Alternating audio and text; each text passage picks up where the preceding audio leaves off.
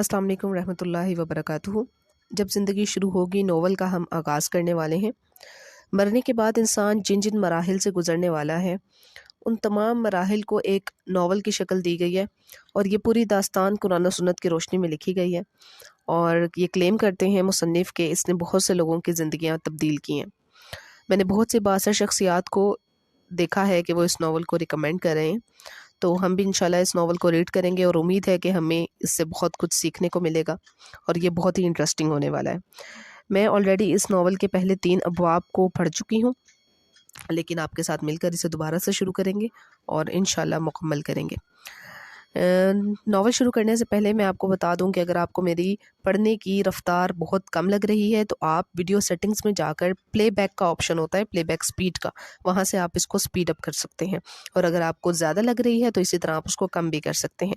तो सिर्फ आवाज़ के कम या ज़्यादा हो जाने की वजह से वीडियो छोड़कर मत जाइएगा, बल्कि आप इसकी स्पीड को सेटिंग्स में जाकर सेट कर सकते हैं।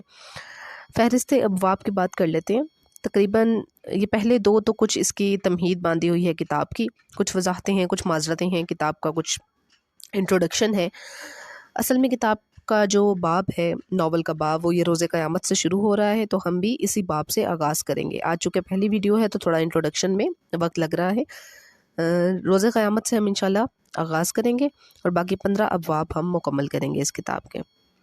तो बग़ैर वक्त ज़ाया किए चलते हैं अपने पहले बाब की तरफ, जो कि है रोज़े क़यामत। ज़मीन के सीने पर एक सिलवट भी बाकी नहीं रही थी।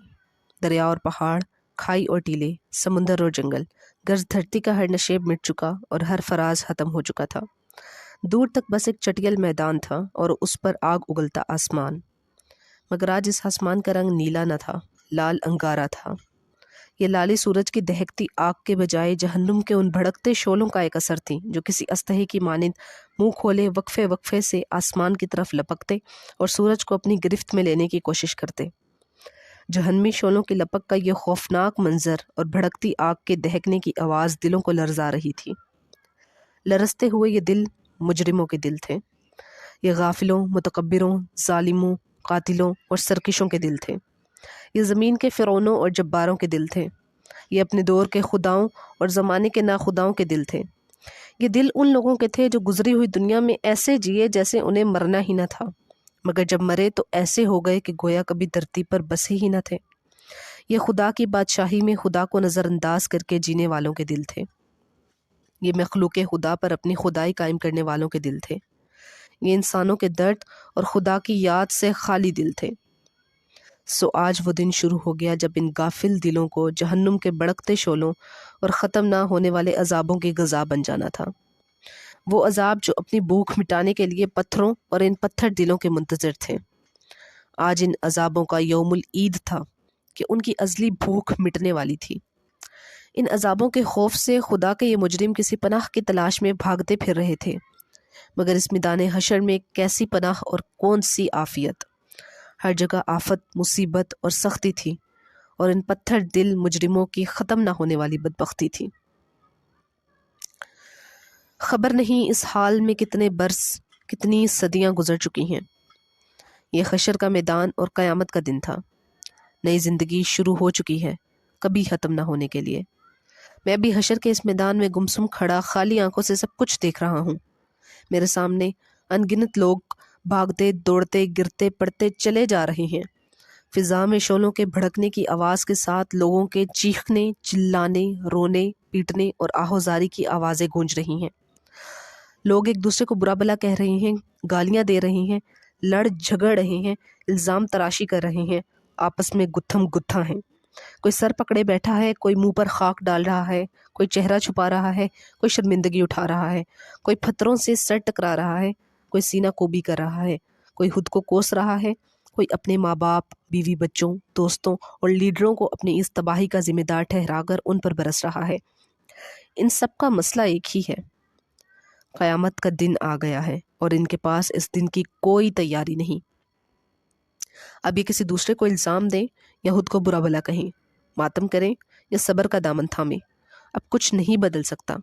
अब तो सिर्फ इंतज़ार है कायनात के मालिक के ज़हूर का, کہ جس کے بعد حساب کتاب شروع ہوگا اور عدل کے ساتھ ہر شخص کی قسمت کا فیصلہ ہو جائے گا۔ یکایک ایک آدمی میرے بالکل قریب چلایا، ہائے، اس سے تو موت اچھی تھی، اس سے تو قبر کا گڑھا اچھا تھا۔ میں ارد گرد کی دنیا سے بالکل کٹ چکا تھا کہ یہ چیخ نما آواز مجھے سوچ کی وادیوں سے حقیقت کے اس میدان میں لے آئی جہاں میں بہت دیر سے گمسم کھڑا تھا۔ لمحہ بھر میں میرے ذہن میں ابتدا سے انتہا تک سب کچھ تازہ ہو گیا۔ اپنی کہانی، دنیا کی کہانی، زندگی کی کہانی، سب فلم کی ریل کی طرح میرے دماغ میں گھومنے لگی۔ اس بھیانک دن کے آغاز پر میں اپنے گھر میں تھا۔ اس گھر کا محل وقوع خارجی دنیا کے کسی شخص کو سمجھایا نہیں جا سکتا۔ ایک ظاہر بھی نظر کے لیے یہ گھر قبر کا ایک تاریک گڑھا، مگر دراصل یہ آخرت کی دنیا کا پہلا دروازہ تھا، وہ دروازہ جسے اندر سے نہیں کھولا جا سکتا۔ مجھے اس دروازے کو کھولنے میں کوئی دلچسپی تھی بھی نہیں، کیونکہ میں اس دروازے سے گزر کر برزخ کی اس دنیا میں داخل ہو چکا تھا جس میں میرے لیے ختم نہ ہونے والی راحت تھی۔ اس روز مجھ سے میرا ہمدم دیرینہ اور میرا محبوب دوست صالح ملنے آیا ہوا تھا۔ صالح وہ فرشتہ تھا جو دنیا کی زندگی میں میرے دائیں ہاتھ پر رہا۔ اس کی قربت موت کے بعد کی زندگی میں میرے لیے ہمیشہ باعث طمانینت رہی تھی، اور آج بھی ہمیشہ کی طرح ہماری پر لطف گفتگو جاری تھی۔ دوران گفتگو میں نے اس سے پوچھا، یار یہ بتاؤ تمہاری ڈیوٹی میرے ساتھ کیوں لگائی گئی ہے؟ بات یہ ہے عبداللہ کہ میں اور میرا ساتھی دنیا میں تمہارے ساتھ ڈیوٹی کیا کرتے تھے، وہ تمہاری برائیاں اور میں نیکیاں لکھتا تھا۔ تم مجھے 2 منٹ فارغ نہیں رہنے دیتے تھے، کبھی اللہ کا ذکر، کبھی اس کی یاد میں آنسو، کبھی انسانوں کے لیے دعا، کبھی نماز، کبھی اللہ کی راہ میں خرچ، کبھی خدمت خلق، کچھ اور نہیں تو تمہارے چہرے پر ہم وقت دوسروں کے لیے مسکراہٹ رہتی تھی۔ اس لیے میں ہر وقت کچھ نہ کچھ لکھتا ہی رہتا تھا۔ تم نے مجھے تھکا کر مار ہی ڈالا تھا، لیکن ہم فرشتے تم انسانوں کی طرح تو ہوتے نہیں کہ برائی کا بدلہ برائی سے دیں، اس لیے تمہاری اس برائی کے جواب میں بھی دیکھ لو کہ میں تمہارے ساتھ ہوں اور تمہارا خیال رکھتا ہوں۔ صالح نے انتہائی سنجیدگی سے میری بات کا جواب دیا۔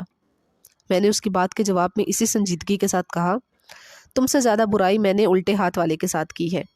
وہ میرا گناہ لکھتا، مگر میں اس کے بعد فوراً توبہ کر لیتا، پھر وہ بیچارہ اپنے سارے لکھے لکھائی کو بیٹھ کر مٹاتا اور مجھے برا بلا کہتا کہ تم نے مٹوانا ہی تھا تو لکھوایا کیوں تھا۔ آخر کار اس نے تنگ آ کر اللہ تعالیٰ سے دعا کی کہ اس شخص سے میری جان چھڑائیں، اس لیے موت کے بعد سے اب تم ہی میرے ساتھ رہتے ہو۔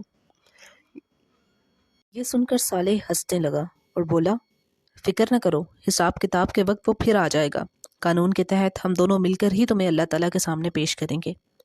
یہ بات کہتے کہتے اس کے چہرے پر گہری سنجیدگی کے آثار نمودار ہو گئے۔ وہ بولتے بولتے چپ ہوا اور سر جھکا کر ایک گہری خاموشی میں ڈوب گیا۔ میں نے اس کا یہ انداز آج تک نہ دیکھا تھا۔ چند لمحوں بعد اس نے سر اٹھایا تو اس کے چہرے سے ہمیشہ رہنے والی شگفتگی اور مسکراہٹ رخصت ہو چکی تھی اور اس کی جگہ خوف و حزن کے سایوں نے لے لی تھی۔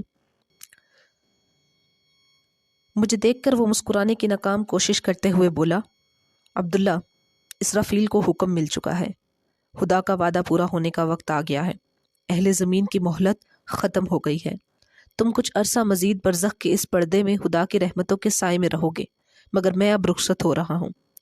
اب میں تم سے اس وقت ملوں گا جب زندگی شروع ہوگی۔ تمہاری آنکھ کھلے گی تو قیامت کا دن شروع ہو چکا ہوگا۔ میں اس روز تم سے دوبارہ ملوں گا۔ زندگی کے ہنگامے جاری تھے، بازاروں میں وہی چہل پہل اور گہما گہمی تھی۔ New York, Los Angeles, London, Paris, Shanghai, Delhi, Moscow, Karachi, Lahore, ہر جگہ رونق میلے لگے ہوئے تھے۔ رات کو دن کر دینے والی سیلابی روشنیوں میں 20 کرکٹ میچ اور فٹ بال ورلڈ کپ کے مقابلے ان کو دیکھتے اور تالیاں بجاتے تماشائی۔ پب اور بار میں شراب پیتے اور کلبوں میں سٹرپ ٹیز دیکھتے بدمست لوگ۔ ہالی ووڈ اور بالی ووڈ کی ایکشن اور تھرل فلموں میں اداکاروں کے جلوے اور ان جلووں کے شوقین تماشبین۔ فلموں، ڈراموں، stage T V, belly dance اور فیشن شوز میں تھرکتی مٹکتی اپنے جسم کی نمائش کرتی ماڈلز اور اداکارائیں اور اس نمائش سے اپنی تجوریاں بھرتے سرمایہ دار۔ نئے دور کے نئے فاتحین عالم، نیشنل کمپنیوں کے مالکان اور ان کو اپنا علم و ہنر بیچ کر اپنے مستقبل کے خواب بننے والے باصلاحیت نوجوان، میڈیا کی چمک دمک، صحافت کے مرچ مسالے اور بازار سیاست کے ماند نہ پڑنے والے مکر و فریب کے ہنگامے، بازاروں میں گھومتے اور خریداری کرتے مرد و خواتین اور ان کو بلاتی رجھاتی دکانیں اور دکاندار، عمرا کے عشرت قدوں میں گونجتے ساز و آواز، غربا کے جھونپڑوں میں فکر و افلاس، شادیوں کی تقریبات میں خوشی کے نغمے، جنازوں اور ہسپتالوں میں غم و الم کے سائے۔ خدا کے نام پر اپنے مفادات کا تحفظ کرتے اہل مذہب غریبوں اور ان کے مسائل سے ہمیشہ کی طرح بے نیاز اہل ثروت، کرپشن کی ناپاک کمائی سے اپنی جیبیں بھرتے سرکاری ملازم اور ملاوٹ و ذخیرہ اندوزی سے اپنی تجوریاں بھرتے ہوئے حرام خور تاجر، عوام کا استحصال کرتے اہل اقتدار اور دنیا پر اپنا غلبہ قائم رکھنے کے منصوبے بناتی سپر پاورز، سب اپنے اپنے مشغلوں اور کاموں میں مگن تھے۔ اہل زمین جو ہمیشہ سے کرتے آئے تھے وہی کر رہے تھے۔ ظلم و فساد کی داستانیں، دھوکہ و فریب کی کہانیاں، حرص و ہوس کی دوڑ، غفلت اور سرکشی کے رویے، خدا اور آخرت فراموشی، سیاسی ہنگامے، معاشی جدوجہد، مذہبی جھگڑے، طبقاتی کشمکش، ہر چیز ہمیشہ کی طرح جاری تھی۔ پیغمبر تو صدیوں پہلے آنے بند ہو گئے تھے۔ ایگریکلچرل ایج انڈسٹریل ایج سے بدلی اور انڈسٹریل ایج انفارمیشن ایج سے، مگر انسانی رویے نہیں بدلے، ان کے غم بھی نہیں بدلے۔ وہی کاروبار اور روزگار کی پریشانیاں، وہی عشق و محبت کی ناکامیاں، وہی موت اور بیماری کے مسائل۔ اس وقت بھی انسانوں کے ہاں ہر غم تھا سوائے غم آخرت کے، ہر خوف تھا سوائے خوف خدا کے۔ آسمان کی آنکھ یہ دیکھ رہی تھی کہ خدا کی زمین کو ظلم و فساد سے بھر دینے والا انسان اب دھرتی کا ناقابل برداشت بوجھ بن گیا ہے، سو انسان کو بار بار ہلایا گیا۔ نبی آخر الزماں کی پیشن گوئیاں پوری ہونے لگیں۔ ننگے پاؤں بکریاں چرانے والے عربوں نے دنیا کی بلند ترین عمارتیں بنا لیں، مگر انسانیت ہوش میں نہیں آئی۔ نوح کے تیسرے بیٹے یافس کی اولاد یعنی یاجوج ماجوج کی نسل دنیا کے پھاٹکوں کی مالک بن گئی۔ عظمت کی ہر بلندی سے یہی یاجوج ماجوج ساکنان دنیا پر یلغار کرنے لگے۔ برطانیہ، روس، امریکہ اور چین ایک کے بعد ایک دنیا کے اقتدار کی مسند پر فائز ہوتے گئے۔ آسمانی صحیفوں کی تمام پیشن گوئیاں پوری ہو گئی، مگر انسانیت پھر بھی ہوش میں نہ آئی۔ سونامی آئے، سیلاب آئے، زلزلے آئے، مگر انسانیت غفلت سے نہ نکلی۔ خدا نے انفارمیشن ایج پیدا کر دی، اس کے عجمی بندوں نے نبی عربی کے پیغام کو اٹھایا اور انسانیت پر حجت تمام کر دی، مگر انسانیت پھر بھی نہ سنبھلی۔ قیامت سے قبل قیامت کی منظرکشی آخری درجے میں کر کے انسانیت کو جھنجھوڑ دیا گیا، مگر لوگوں کے رویے میں کوئی تبدیلی نہ آئی، سو جسے آخر کار آنا تھا وہ آ گئی۔ اسرافیل نے خدا کا حکم سنا اور سور ہاتھ میں اٹھا لیا، دیکھتے ہی دیکھتے قیامت آ گئی۔ سورج کی بساط لپیٹ دی گئی، تارے بے نور ہونے لگے، ہمالیہ جیسے پہاڑ ہوا میں روئی کے مانند اڑنے لگے، کوہسار ریگزار بن گئے، سمندروں نے پہاڑ جتنی اونچی لہریں اٹھانا شروع کر دیں، میدان سمندر بن گئے، زمین نے اپنے آتش فشاں باہر اگل دیے، وادیوں میں آگ کے دریا بہنے لگے، دھرتی نے اپنے سارے زلزلے باہر نکال پھینکے، زمین الٹ پلٹ ہو گئی، ڈروں میں بدلنے لگے، عمارتیں خاک ہونے لگیں، آبادیاں قبرستانوں کا منظر پیش کرنے لگیں۔ کمزور انسان کی بلا حیثیت ہی کیا تھی؟ وہ جو کچھ دیر قبل نئے گھر کی تعمیر کے منصوبے بنا رہے تھے، نئی دکان اور نئے کاروبار کی منصوبہ بندی کر رہے تھے، شادی اور نکاح کی امیدیں باندھ رہے تھے، نئی کار اور نئے کپڑوں کی خریداری کر رہے تھے، اولاد کے مستقبل کی پلاننگ میں مصروف تھے، اپنے تمام ارادے اور سارے عزائم بھول گئے۔ مائیں دودھ پیتے بچے چھوڑ کر بھاگیں، حاملہ عورتوں کے حمل گر گئے، طاقتور کمزوروں کو کچلتے اور نوجوان بوڑھوں کو چھوڑتے بھاگنے لگے، سونا چاندی سر راہ پڑے ہیں، نوٹ ہوا میں اڑ رہے ہیں، قیمتی سامان بکھرا ہوا ہے، مگر کوئی لینے والا سمیٹنے والا نہیں۔ گھر، کاروبار، رشتہ دار، ناتا و اسباب سب غیر اہم ہو چکے ہیں، ہر نفس صرف اپنی فکر میں ہے۔ آج انسان سب کو بھول گیا ہے، صرف ایک خدا کو پکار رہا ہے، مگر کوئی جواب نہیں آتا۔ دہریے اور ملحد بھی نام خدا کی دہائی دے رہے ہیں، مگر کوئی جائے عافیت نظر نہیں آتی۔ بربادی کے سائے پیچھا نہیں چھوڑ رہے، موت ہر جگہ تعاقب کر رہی ہے، مصیبت نے ہر طرف سے گھیر لیا ہے۔ آخرکار زندگی موت سے شکست کھا گئی، زندگی ختم ہو گئی، مگر اس لیے کہ زندگی کو اب شروع ہونا تھا۔ ہوا کی تیز سرسراہٹ کی آواز میرے کانوں میں آنے لگی، بارش کی کچھ بوندیں میرے چہرے پر گریں، مجھے ہوش آنے لگا۔ میں بہت دیر تک اٹھنے کی کوشش کرتا رہا، مگر میرے حواس مکمل طور پر بیدار نہ ہو سکے۔ کافی دیر میں اسی حال میں رہا، اچانک میرے کانوں میں ایک مانوس آواز آئی، عبداللہ اٹھو، جلدی کرو۔ یہ میرے ہمدم دیرینہ، میرے یار غار صالح کی آواز تھی۔ اس کی آواز نے مجھ پر جادو کر دیا اور میں ایک دم سے اٹھ کھڑا ہوا۔ میں کہاں ہوں؟ یہ میرا پہلا اور بے ساختہ سوال تھا۔ تم بھول گئے میں نے تم سے کیا کہا تھا؟ قیامت کا دن شروع ہو گیا ہے، اسرافیل دوسرا سور پھونک رہے ہیں۔ اس وقت اس کی صدا بہت ہلکی ہے، ابھی اس کی آواز سے صرف وہ لوگ اٹھ رہے ہیں جو پچھلی زندگی میں خدا کے فرما برداروں میں سے تھے۔ اس نے میرا کندھا تھپکتے ہوئے کہا، اور باقی لوگ؟ میں نے اس کی بات کاٹ کر کہا، تھوڑی ہی دیر میں اسرافیل کی آواز بلند ہوتی چلی جائے گی اور اس میں سختی آ جائے گی، پھر یہ آواز ایک دھماکے میں بدل جائے گی۔ اس وقت باقی سب لوگ بھی اٹھ جائیں گے، مگر وہ اٹھنا بہت مصیبت اور تکلیف کا اٹھنا ہوگا۔ ہمیں اس سے پہلے ہی یہاں سے چلے جانا ہے۔ اس نے تیزی سے جواب دیا، مگر کہاں؟ یہ سوال میری آنکھوں سے جھلکا ہی تھا کہ صالح نے اسے پڑھ لیا۔ تم خوش نصیب ہو عبداللہ، ہم عرش کی طرف جا رہے ہیں۔ وہ تیزی سے قدم اٹھاتا ہوا بولا، پھر مزید تفصیل بتاتے ہوئے اس نے کہا، اس وقت صرف انبیاء، صدیقین، شہداء اور صالحین ہی اپنی قبروں سے باہر نکلے ہیں۔ یہ وہ لوگ ہیں جن کی کامیابی کا فیصلہ دنیا ہی میں ہو گیا تھا۔ یہ وہ لوگ ہیں جنہوں نے خدا کو بن دیکھے مان لیا تھا، اسے چھوئے بغیر پا لیا تھا، اور اس کی صدا اس وقت سن لی جب کان اس کی آواز سننے سے قاصر تھے۔ یہ لوگ اس کے رسولوں پر ایمان لائے اور ان کی نصرت اور اطاعت کا حق ادا کر دیا۔ ان کی وفاداری اپنی مذہبی شخصیات، اپنے لیڈروں، اپنے فرقے کے اکابرین اور اپنے باپ دادا کے عقائد اور تعصبات سے نہ تھی، بلکہ صرف اور صرف خدا اور اس کے رسولوں سے تھی۔ انہوں نے خدا پرستی کے لیے ہر دکھ جھیلا، ہر طعنہ سنا، ہر سختی برداشت کی، اعلیٰ اخلاق اور بلند کردار کو اپنی زندگی بنایا، خدا سے محبت اور مخلوق پر شفقت کے ساتھ زندگی گزاری۔ عبداللہ، آج ان لوگوں کے بدلے کا وقت ہے، اور یہ ہے ان کے بدلے کا آغاز۔ صالح کی باتیں سنتے ہوئے میرے چہرے سے حیرت اور اس کے چہرے سے خوشی ٹپک رہی تھی۔ مگر میں تو جنت میں تھا، اور صالح نے ہنستے ہوئے میری بات کاٹ کر کہا، میرے دوست، وہ برزخ کا زمانہ تھا، خواب کی زندگی تھی۔ اصل زندگی تو اب شروع ہوئی ہے، جنت تو اب ملے گی۔ ویسے وہ بھی حقیقت ہی تھی، دیکھ لو تمہاری اور میری دوستی وہیں پر ہی ہوئی تھی۔ میں اپنا سر جھٹک کر اسے دیکھنے لگا۔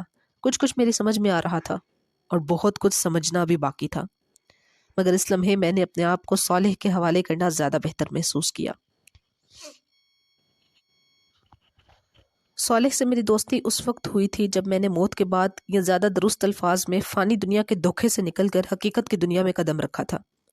لوگ موت سے بہت ڈرتے ہیں، مگر میرے لیے موت ایک انتہائی خوشگوار تجربہ تھی۔ ملک الموت اسرائیل کا نام دنیا میں دہشت کی ایک علامت ہے، مگر میرے سامنے وہ ایک انتہائی خوبصورت شکل میں آئے تھے۔ بہت محبت اور شفقت سے میری شخصیت، میری روح کو میرے جسم سے جدا کیا۔ میرا جسمانی وجود سابقہ دنیا میں رہ گیا، اور میری اصل شخصیت کو انہوں نے اس دنیا میں، جس کا نام عالم برزخ تھا، منتقل کر دیا۔ برزخ کا مطلب پردہ ہوتا ہے۔ ملک الموت کے ظاہر ہوتے ہی میرے اور پچھلی دنیا کے درمیان ایک پردہ حائل ہو گیا، جس کی بنا پر اس دنیا سے میرا رابطہ ختم ہو گیا۔ میں نہیں جانتا تھا کہ میری جدائی کی غم میں میرے اہل خانہ پر کیا گزر رہی تھی، لیکن مجھے یقین تھا کہ میری تربیت کی بنا پر وہ خدا کی رضا پر صابر و شاکر ہوں گے۔ میں اپنی اصل شخصیت سمیت اب ایک نئی دنیا میں تھا۔ یہ برزخ کی دنیا تھی۔ اس نئی دنیا میں ملک الموت اسرائیل نے مجھے جس شخص کے حوالے کیا، وہ یہی صالح تھا۔ اس کے ساتھ بہت سے خوش شکل، خوش لباس اور خوش گفتار فرشتے موجود تھے۔ ان سب کے ہاتھوں میں گلدستے، زباں پر مبارکبادیاں اور سلامتی کی دعائیں تھیں۔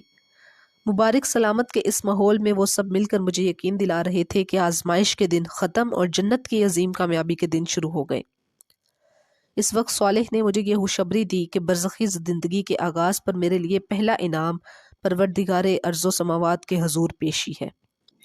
اس نے مجھے بتایا کہ یہ اعزاز ہر شخص کو نہیں ملتا۔ میرے لیے یہ خوشخبری جنت کی خوشخبری سے بھی زیادہ قیمتی تھی۔ ان سب کی مائیت میں میرا سفر شروع ہوا۔ یہ نئی دنیا تھی، جہاں فاصلے، مقامات، زمان اور مکان کے معنی اس طرح بدل گئے تھے کہ وہ الفاظ کسی جامع میں بیان نہیں ہو سکتے۔ میں مستی و سرشاری کے عالم میں یہ سفر طے کر رہا تھا کہ ایک جگہ ہم روک دیے گئے۔ اعلان ہوا کہ زمین کے فرشتوں کی حد آ گئی ہے، یہاں سب رک جائیں۔ صرف صالح کو میرے ساتھ آگے بڑھنے کی اجازت ملی۔ عالم سماوات کا سفر شروع ہوا۔ جلد ہی ہم ایک اور جگہ پہنچ کر رک گئے۔ یہاں جبریل امین خاص طور پر میرے استقبال کے لیے آئے تھے۔ مجھے دیکھ کر وہ کہنے لگے، عبداللہ تم مجھ سے پہلی دفعہ مل رہے ہو، مگر میں تم سے پہلے بھی کئی دفعہ مل چکا ہوں۔ پھر ہولے سے میرا کندھا تھپ تھپاتے ہوئے بولے، آقا کے حکم پر کئی دفعہ میں نے تمہاری مدد کی تھی، مگر ظاہر ہے تم اس وقت یہ نہیں جانتے تھے۔ آقا کے لفظ سے میرے چہرے پر ایک روشنی پھوٹی، جس سے جبریل کے نورانی وجود نے الفاظ میں ڈھلنے سے قبل ہی پڑھ لیا اور کہا، آؤ چلو میں تمہیں تمہارے ان داتا سے ملاتا ہوں۔ نبیوں کے علاوہ یہ اعزاز بہت کم انسانوں کو حاصل ہوتا ہے کہ وہ اس طرح بارگاہ اہدیت میں پیش کیے جائیں۔ تم واقعی بہت خوش نصیب ہو۔ ہم آگے بڑھے تو میرے ذہن میں ایک سوال پیدا ہوا جس کا پوچھ لینا ہی مناسب خیال کرتے ہوئے میں نے جبریل علیہ السلام سے عرض کیا، کیا ہم سدرۃ المنتہا کی طرف جا رہے ہیں؟ نہیں، جبریل امین نے جواب دیا۔ پھر مزید وضاحت کرتے ہوئے کہا، تمہارے ذہن میں غالباً معراج والی بات ہے، وہ انبیاء کا راستہ ہے۔ انبیاء کی حضوری کے مقامات بہت اعلیٰ ہوتے ہیں، پھر انہیں مشاہدات بھی کرائے جاتے ہیں۔ تمہارا راستہ بالکل الگ ہے، اور گاہ الوحیت میں سجدے کا اعزاز بخشنے کے لیے بلایا گیا ہے، اور غالباً تمہاری وجہ سے صالح کو بھی یہاں تک آنے کی اجازت ملی ہے۔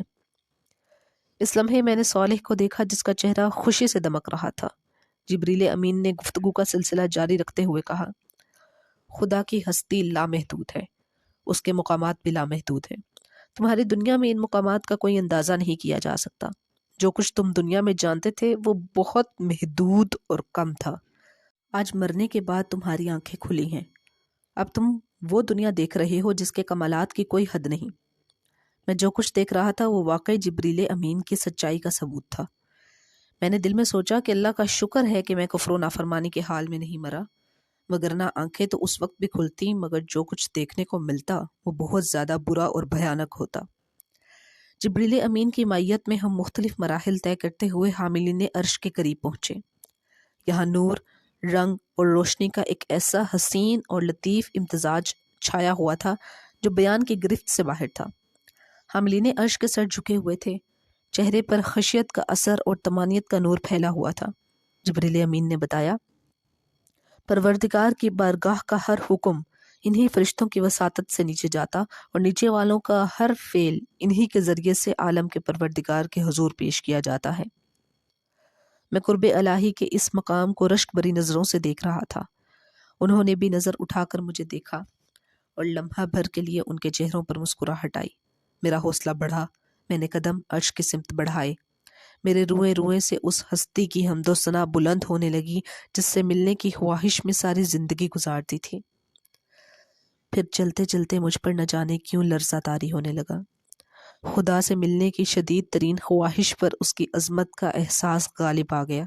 اس لمحے مجھ پر اتنا شدید رعب طاری ہوا کہ میں گھبرا کر واپس پیچھے ہٹنے لگا۔ گرچہ عرش ابھی بہت دور تھا، مگر صاحب عرش کی عظمت کے احساس سے میری ہمت ٹوٹ گئی۔ مجھے لگا کہ اس لمحے میرا وجود کرچی کرچی ہو کر فضا میں بکھر جائے گا۔ شاید یہی ہوتا، مگر ایسے میں میرے کانوں میں جبریل امین کی آواز آئی، یہیں سجدے میں گر جاؤ، اس مقام سے آگے صرف انبیاء کرام جاتے ہیں۔ میں اور صالح دونوں سجدے میں چلے گئے۔ جسے بن دیکھے سجدہ کیا تھا، آج پہلی دفعہ اسے دیکھ کر سجدہ کیا تھا۔ دیکھا تو خیر کیا تھا، بس آثار دیکھ لیے تھے۔ یہ سجدہ کتنا طویل اور کتنا لذیذ تھا مجھے نہیں یاد۔ مجھ کو روشنی کی ردا اور چاند کو نور کی قبا پہنائی، پھولوں کو مہک اور تتلیوں کو رنگ کا لباس پہنایا، تاروں کو چمک کا لہجہ اور کلیوں کو چٹک کی آواز عطا کی، آسمان کو رفعت کا تاج اور سمندروں کو وسعت کا تخت بخشا، زمین کو زرخیزی کی نعمت اور دریاؤں کو بہاؤ کا حسن عطا کیا، اور جس نے انسان کو بیان کا وصف اور نزول قرآن کا شرف بخشا، اس کے قدموں میں گزارا ہوا ایک ایک لمحہ حفت اقلیم کی بادشاہی سے بڑھ کر تھا، مگر اس لمحے کو تمام ہونا تھا۔ حاملین عرش کی دلکش صدا بلند ہوئی، واللہ لا الہ الا ہو۔ یہ اعلان تھا کہ صاحب عرش کلام کر رہا ہے۔ آواز آئی، میں اللہ ہوں، میرے سوا کوئی معبود نہیں۔ ہر سر سے لذیذ تر اس صدا میں وہ سحر تھا کہ میرا وجود سراپا گوش ہو گیا۔ میرا پورا جسم اور اس کی ہر قوت کانوں اور سماعت میں سمٹ آئی۔ میں مزید کچھ سننے کا منتظر تھا، مگر گفتگو میں ایک وقفہ آ گیا تھا۔ مجھے احساس ہوا کہ شاید اب مجھے کچھ کہنا چاہیے۔ جو پہلی بات میری زبان پر آئی وہ یہ تھی، مالک، زندگی میں یہی ایک حقیقت تو جانی ہے۔ میری یہ بات میرے اپنے کان بمشکل سن سکے تھے، مگر حاضر و غائب کے جاننے والے اور دلوں کے بھید پا لینے والے تک وہ پہنچ گئی تھی۔ جواب ملا، مگر یہ بات جاننے والا ہر شخص یہاں تک نہیں آتا۔ جانتے ہو عبداللہ، تم یہاں تک کیسے آ گئے؟ اس دفعہ میرے شہنشاہ کے لہجے کے جاہ و جلال میں اپنائیت کا رنگ جھلک رہا تھا۔ اس لیے کہ تمہاری زندگی کا مقصد لوگوں کو میرے بارے میں بتانا تھا، میری ملاقات سے خبردار کرنا تھا۔ تم نے میری یاد کو، میرے کام کو اپنی زندگی بنا لیا، یہ اس کا بدلہ ہے۔ آسمان و زمین کے مالک کی گفتگو اور آواز سنتے رہنا میری زندگی کی شدید ترین خواہش بن چکی تھی، مگر ایک دفعہ پھر مالک الملک اپنی بات کہنے کے بعد ٹھہر گئے۔ مجھے محسوس ہوا کہ میرا رب مجھے بولنے کا موقع دے رہا ہے۔ میں نے عرض کیا، کیا میں آپ کے پاس یہاں رک سکتا ہوں؟ مجھ سے کوئی دور نہیں ہوتا، نہ میں کسی سے دور ہوتا ہوں۔ میرا ہر بندہ اور میری ہر بندی جو میری یاد میں جیے وہ میرے پاس رہتا ہے۔ اور کچھ آخری بات سے مجھے اندازہ ہوا کہ ملاقات کا وقت ختم ہو رہا ہے۔ میں نے عرض کیا، میرے لیے کیا حکم ہے؟ حکم کا وقت گزر گیا ہے، اب تو تمہیں حکمران بنانے کا وقت آ رہا ہے۔ فی الحال تم واپس جاؤ، زندگی ابھی شروع نہیں ہوئی۔ میں نے چلتے چلتے عرض کی، آپ قیامت کے دن مجھے بھولیں گے تو نہیں؟ میں نے اس دن کی وحشت اور آپ کی ناراضی کا بہت ذکر سن رکھا ہے۔ فضا میں ایک حسین تبسم بکھر گیا، کھنکتے ہوئے لہجے میں صدا آئی، بھولنے کا عارضہ تم انسانوں کو ہوتا ہے، بادشاہوں کا بادشاہ، تمہارا مالک، تمہارا رب کچھ نہیں بھولتا۔ رہا میرا غصہ تو وہ میری رحمت پر کبھی غالب نہیں آتا۔ تم نے تو زندگی بھر مجھے امید اور خوف کے ساتھ یاد رکھا ہے، میں بھی تمہیں درگزر اور رحمت کے ساتھ یاد رکھوں گا۔ لیکن ایک لمحے کے شاہانہ توقف کے بعد ارشاد ہوا، تمہاری تسلی کے لیے میں صالح کو تمہارے ساتھ کر رہا ہوں، یہ ہر ضرورت کے موقع پر تمہارا خیال رکھے گا۔ یہ تھی میری اور صالح کی پہلی ملاقات کی رودات اور اس کے میرے ساتھ رہنے کی اصل وجہ۔ عالم برزخ میں میری زندگی جسم کے بغیر تھی، اس میں میرے احساسات، جذبات، تجربات اور مشاہدات کی کیفیت ویسی ہی تھی جیسی خواب میں ہوتی ہے، یعنی غیر مادی مگر شعور سے بھرپور۔ شعور سے بھرپور زندگی جس میں مجھے ان نعمتوں کا مکمل احساس رہتا جو جنت میں مجھے ملنے والی تھیں۔ صالح میری خواہش پر وقفے وقفے سے مجھ سے ملنے آتا رہا۔ ہر دفعہ وہ مجھے نت نئی چیزوں کے بارے میں بتاتا رہتا اور میرے ہر سوال کا جواب دیتا۔ آہستہ آہستہ ہماری دوستی بڑھتی گئی۔ پھر آخری ملاقات میں اس نے مجھے بتایا تھا کہ زندگی شروع ہونے والی ہے، اور اب میں اس کے ساتھ میدان حشر کو تیزی کے ساتھ عبور کرتا ہوا عرش کی طرف بڑھ رہا تھا۔ چلتے چلتے میں نے ارد گرد دیکھا تو تحت نظر ایک ہموار میدان نظر آیا۔ ماحول کچھ ایسا ہو رہا تھا جیسے فجر کی نماز کے بعد اور سورج نکلنے سے قبل کا ہوتا ہے، یعنی ہلکا ہلکا اجالا اور ہر طرف پھیلا ہوا تھا۔ اس وقت اس میدان میں کم ہی لوگ نظر آ رہے تھے، مگر جو تھے ان سب کی منزل ایک ہی تھی۔ میرے دل میں سوال پیدا ہوا کہ ان میں سے کوئی نبی یا رسول بھی ہے۔ میں نے صالح کو دیکھا، اسے معلوم تھا کہ میں کیا پوچھ رہا ہوں۔ کہنے لگا، وہ سب کے سب پہلے ہی اٹھ چکے ہیں، ہم انہی کے پاس جا رہے ہیں، کیا ان سے ملاقات کا موقع ملے گا؟ میں نے بچوں کی طرح اشتیاق سے پوچھا۔ وہ چلتے چلتے رکا اور دھیرے سے بولا، اب انہی کے ساتھ زندگی گزرے گی عبداللہ، تم ابھی تک نہیں سمجھ پائے کہ کیا ہو رہا ہے؟ آزمائش ختم ہو چکی ہے، دھوکا ختم ہو گیا ہے، اب زندگی شروع ہو رہی ہے جس میں اچھے لوگ اچھے لوگوں کے ساتھ رہیں گے اور برے لوگ ہمیشہ برے لوگوں کے ساتھ رہیں گے۔ اصل میں بات یہ تھی کہ میں ابھی تک شوق سے نہیں نکل سکا تھا۔ دراصل ابھی تک نئی دنیا کا سارا تعارف عالم برزخ میں ہوا تھا، وہ ایک نوعیت کی روحانی دنیا تھی، مگر یہاں حشر میں تو سب کچھ مادی دنیا جیسا تھا۔ میرے ہاتھ، پاؤں، احساسات، زمین، آسمان، ہر چیز وہی تھی جس کا میں پچھلی دنیا میں عادی تھا۔ وہاں میرا گھر تھا، گھر والے تھے، میرا محلہ، میرا علاقہ، میری قوم۔ یہ سب سوچتے سوچتے میرے ذہن میں ایک دھماکہ ہوا۔ میں نے رک کر صالح کو دونوں ہاتھوں سے پکڑ لیا۔ میرے گھر والے کہاں ہیں؟ میرے رشتہ دار، احباب سب کہاں ہیں؟ ان کے ساتھ کیا ہوگا؟ وہ نظر کیوں نہیں آ رہے؟ صالح نے مجھ سے نظریں چرا کر کہا، جن سوالوں کا جواب مجھے نہیں معلوم وہ مجھ سے مت پوچھو۔ آج ہر شخص تنہا ہے، کوئی کسی کے کام نہیں آ سکتا۔ اگر ان کے اعمال اچھے ہیں تو یقین رکھو وہ تم سے ملیں گے، ان کے ساتھ کوئی زیادتی نہیں ہوگی، اور اگر ایسا نہ ہوا تو… صالح جملہ نامکمل چھوڑ کر خاموش ہو گیا۔ اس کی بات سن کر میرا چہرہ بھی بھج گیا۔ اس نے میرے کندھے پر ہاتھ رکھ کے میرا حوصلہ بڑھایا اور کہا، اللہ پر بھروسہ رکھو، تم خدا کے لشکر میں لڑنے والے ایک سپاہی تھے، اس لیے پہلے اٹھ گئے ہو، باقی لوگ بھی اٹھ رہے ہیں، انشاءاللہ وہ لوگ بھی خیر کے ساتھ تم سے مل جائیں گے، ابھی تو تم آگے چلو۔ اس کی تسلی سے مجھے کچھ حوصلہ ہوا اور میں سبک رفتاری سے اس کے ساتھ چلنے لگا۔ یہاں پر ہمارا پہلا باب مکمل ہوتا ہے۔ انشاءاللہ اگلے باب میں ملاقات ہوگی۔ اللہ تعالی ہمارے اس پڑھنے اور سننے کو ہمارے لیے فائدہ مند ثابت کرے۔ السلام علیکم ورحمۃ اللہ وبرکاتہ۔